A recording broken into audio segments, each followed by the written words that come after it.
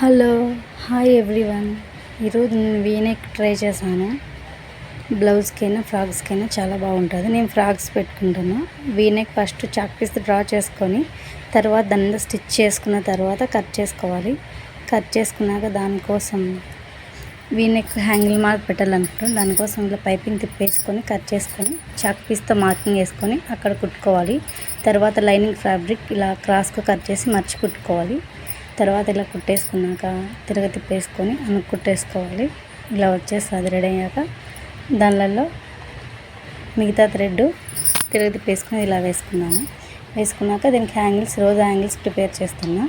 దానికోసం round piece main fabric lining fabric తీసుకొని రౌండ్గా కుట్టేసుకొని తిప్పేసుకోవాలి. తర్వాత ఇలా తిప్పేసుకున్న తర్వాత ఇలా మర్చి థ్రెడ్ పెట్టుకొని ఇలా తిప్పేసి ఇలా అంటే ఈజీగా ఎంతో అందమైన రోజా హ్యాంగిల్స్ తయారవుతాయి. చాలా ఈజీగా అనిపిస్తుంది కదా, చాలా బాగుంటాయి. వీనెక్ క్యాన్వాస్తో కూడా వేసుకోవచ్చు. నేను లైనింగ్ ఫ్యాబ్రిక్తోనే వేసాను.